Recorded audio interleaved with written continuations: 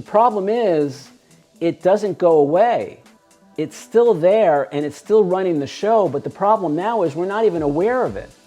It's like, I don't know that what's running my life are the thought that I'm not lovable, is the thought that I'm not good enough, is the thought that I don't have what it takes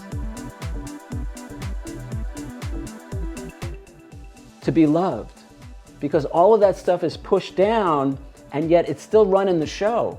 And then I wake up one day and I'm 35 years old or whatever, and I get fired from my job because I felt so unworthy that I started avoiding work assignments. I didn't want to get caught making a mistake or not knowing what I was doing because I thought that was going to be more proof that I'm a bad person, I'm unworthy. And so all this negative avoidance behavior leads to a negative experience. Remember, thoughts lead to feelings, feelings lead to words and actions, and the words and actions lead to the outcomes that we experience in life. The problem was, in that case, I wasn't even aware of the thoughts that were running my life.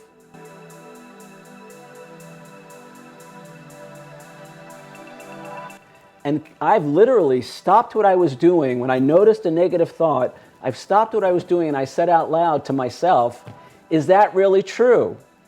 How do I know that that's really true? Maybe that's just something I made up a long time ago as a kid that I never questioned because I didn't even know it was running my life. This is what I'm talking about.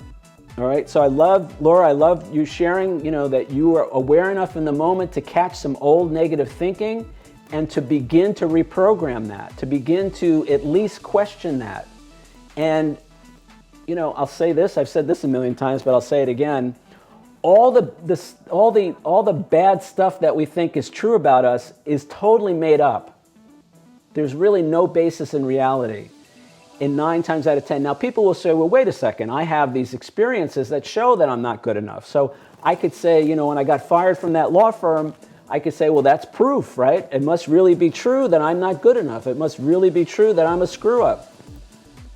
The problem with that argument is the beliefs, the thoughts and the beliefs precede the experiences. You got to remember, it goes thoughts, feelings, words and actions, and then outcomes.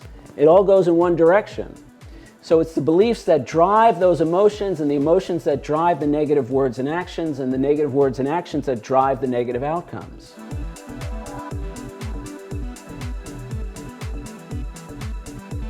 And eventually what happens is this is what happened to me, by changing the programming, by reprogramming day after day after day after day after day after day after day, I began to shift the emotional state.